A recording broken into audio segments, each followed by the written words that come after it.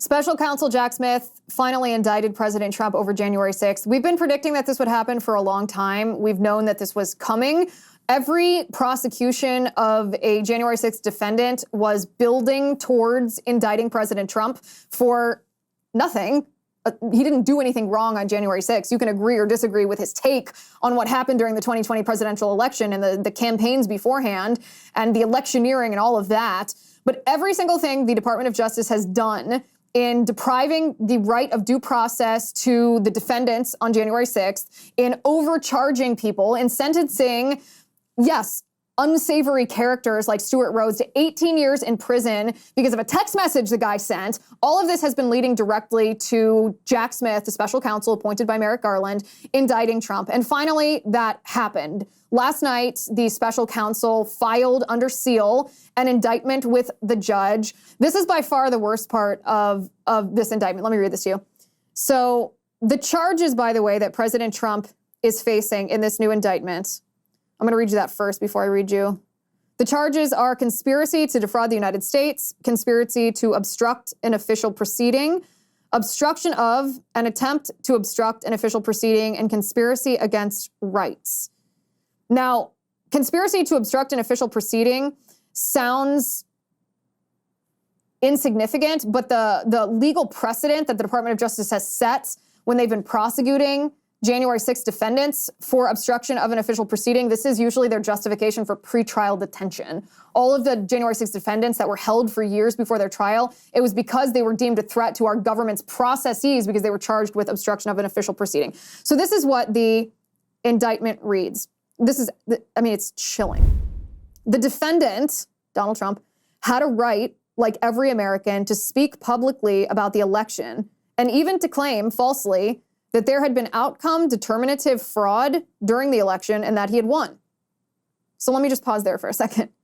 So Jack Smith in this indictment is saying that President Trump had a right to free speech and that he had a right to his own opinion. He had a right to believe that there was fraud, even fraud that rose to the level of altering the outcome of the election. And he had a right to speak this publicly. This is where it gets really, really chilling.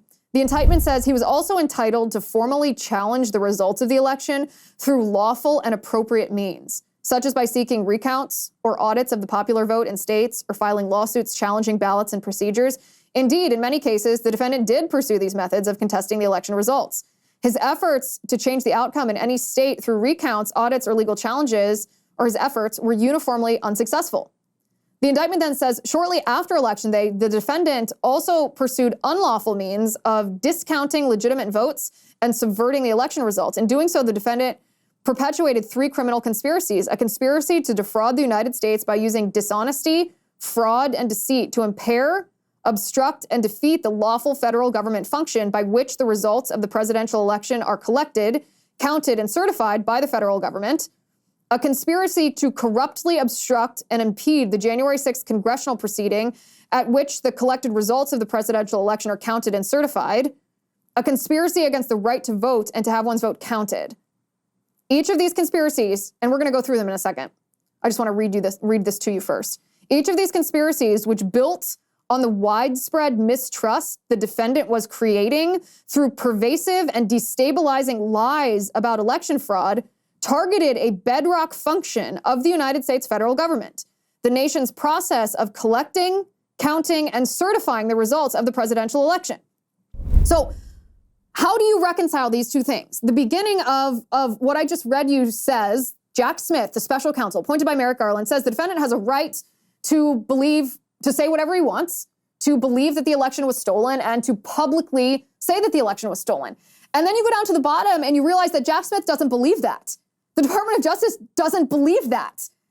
They are indicting President Trump because they believe that President Trump's opinions about, or conclusions, whatever you want to term this, it doesn't matter. It could be his opinion, and you may believe his opinion is wrong. It could be the results of his analysis. It could be the conclusion that he drew from the evidence that was laid in front of him. It doesn't matter. For the purposes of this indictment, at least, it doesn't matter.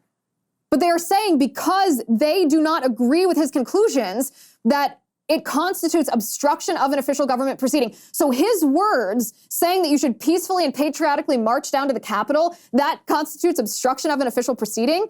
because he pressured Vice President Mike Pence to send batches of electors back to their states because he didn't think that those states' elections had been done according to state law, that constitutes obstruction of an official proceeding? I don't think so.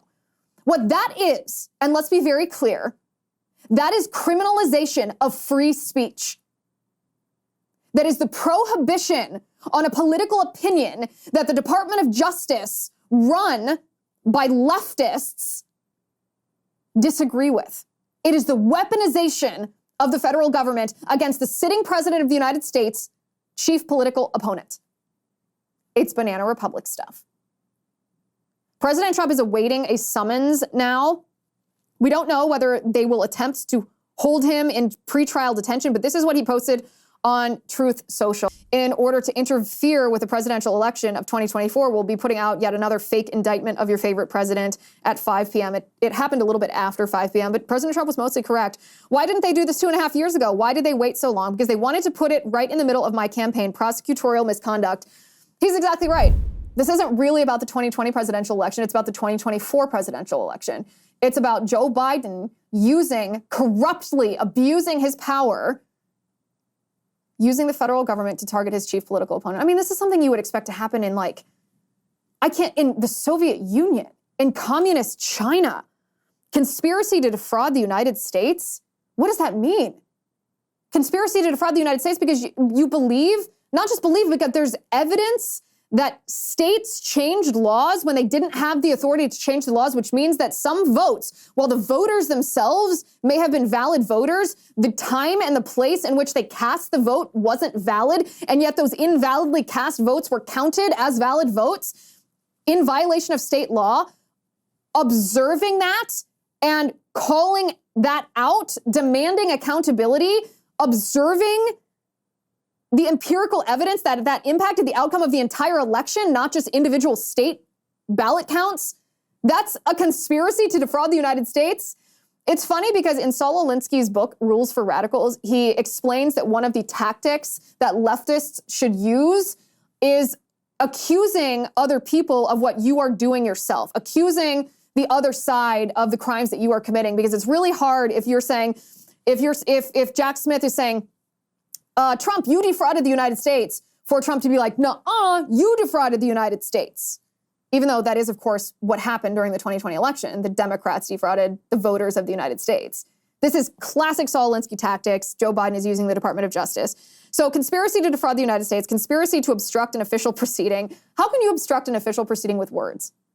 How come all of these protesters that broke into all of these state capitals, picture Nashville. After the Covenant school shooting in Nashville, the left tried to use this to push gun control, and you had these elected representatives in the Nashville State House blocking the legislative procedure. They had to adjourn the House, and yet they weren't charged with obstruction of an official procedure, even though that's what they did. What about the Kavanaugh protesters who tried to bang down the doors of the Supreme Court? Were they charged with obstruction of an official proceeding? They were not. Hi guys, it's Liz Wheeler. Don't forget to watch my show, The Liz Wheeler Show, every night at 7 p.m. on the First TV. You can download the free First TV app, or you can visit thefirsttv.com/Liz and start watching today.